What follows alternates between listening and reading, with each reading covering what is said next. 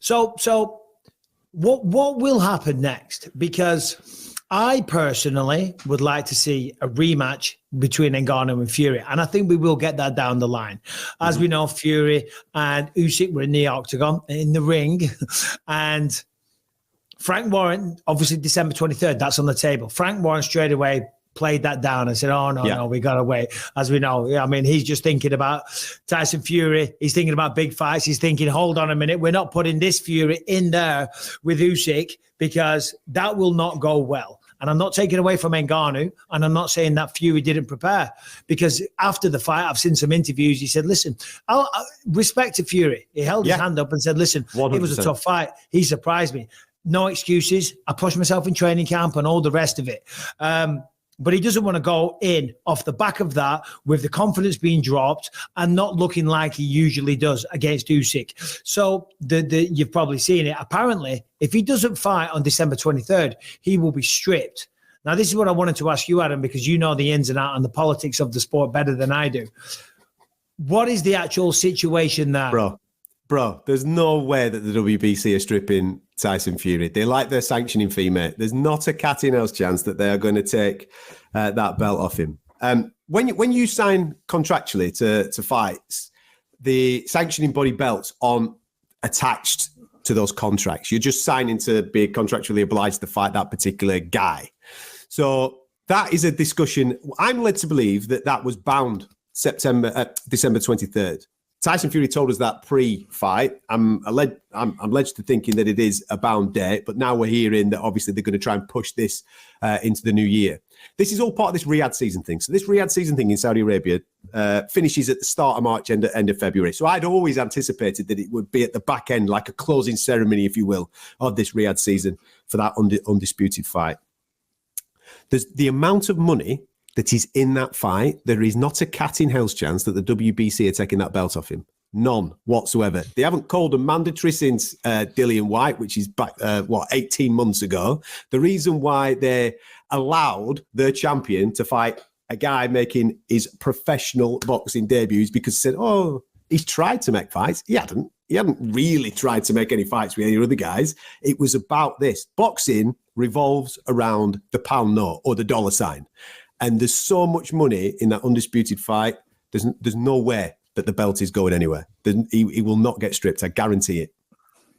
Wait, I would love to be like a fly on the wall. In like the camp and managers' offices of all those other top 10 heavyweight boxers right now.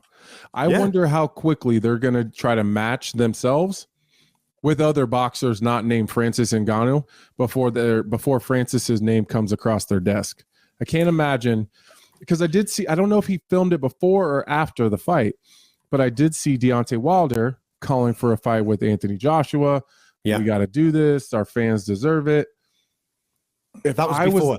That was before. If I was those two, I would imagine that they're probably trying to get that contract signed as fast as possible before people start calling about Francis Ngannou Wilder, Francis Ngannou Joshua, because he's going to fuck up all of those plans for all those guys. So if he looks anything like he looked on Saturday. I've got a question for both of you, and Adam, you know the sport of boxing better, so I'll throw it to you first. And this is going to sound like the most disrespectful question to Tyson Fury ever, right? And it's not intended to be, but it's just a thought that I'm having. Ngannou's never boxed. Yeah. Comes over, in some people's opinion, a lot of people beat him, right? Yeah. When you look at the record of Tyson Fury, you go back to, when was it, when he beat Klitschko? That was 2015. Since then, I mean, Deontay Wilder hits hard, he's fast. I think we can all agree, not the most technical boxer. Then he beats Derek Chisora. Give me the question, Mike. I know where you're going. Give it me, baby. Are we saying that this generation of heavyweight boxers aren't fucking all that? Because I tell you what, that's what it's looking like from a layman's perspective right here. Because a man that's never done it, that's a superior athlete, just went in there on his first fight and beat him. Because I'm telling you, whilst there's all tough guys, I know Dillian White. I used to train with Dillian White. He came up and was a sparring partner for Quinton Rampage Jackson. Sure, way a long time ago. But Rampage was doing all right. Do you know what I mean? I did all right when I sparred with him. So always saying, I mean, does this hurt the stock of not only Tyson Fury, but of all the heavyweights that are competing right now? I mean, because Deontay, Chisora, Dillian White, Andy Ruiz, AJ, do you know what I mean? What's your thoughts on what I just said? Listen, I don't think any boxing fan would argue with me when I said that this era compared to previous eras is not at the standard. I mean, I'm lucky to be that kid that grew up watching the 1990s heavyweights, that Lennox level Lewis. of guys when they're all Tyson, Evander, all those guys, Riddick Bowe, all those fellas. When I were there, I mean, that was probably the second great era of heavyweight boxing compared to the Ali era that came a few decades before it. This decade absolutely isn't up to that standard. You would think that Tyson Fury is the number one, but there's a debate as to whether he is or whether he isn't compared to Alexander Usyk, who's been undisputed at cruiserweight, stepped up and now beaten Anthony Joshua and become unified as a heavyweight. So regarding the question as to whether this era isn't all that, compared to previous eras, absolutely. But what Francis Ngannou did at the weekend, again, I keep thinking to myself, is this now going to legitimize every single MMA fighter wanting to cross over and step into the world of boxing? I don't know if it does. It most certainly legitimizes Francis Ngannou, and it absolutely makes him a player in the game. Regarding what Anthony was saying a minute or two ago, I think Francis Ngannou's the golden goose now. I think he's the unicorn in the division. I think if you've got anything about yourself, you want to fight that guy, because you now know what he can do. Tyson Fury didn't know.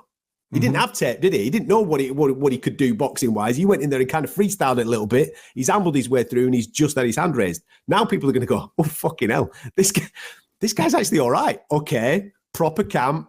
Come, you know what I mean? He does this, he does that. I'm going to have to do this and do that to counter what this fella can do. But from a casual fan's point of view, on the widest aspect of stuff, he brings so many eyeballs.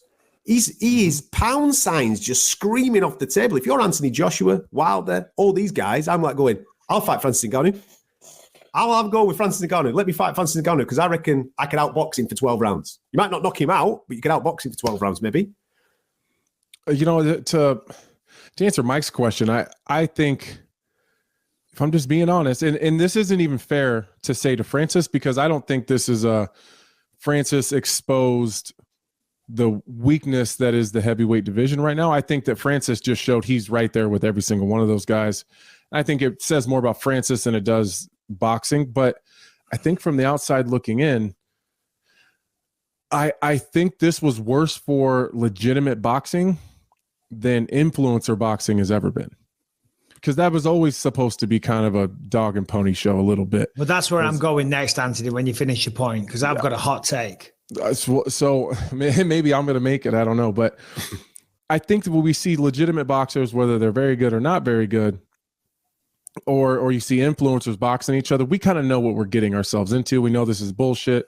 It's kind of for fun, as long as it's entertaining. It's the only reason I was mad about the Logan Paul, Dylan Danis fight was because not only is it not boxing, it just wasn't even fun to watch.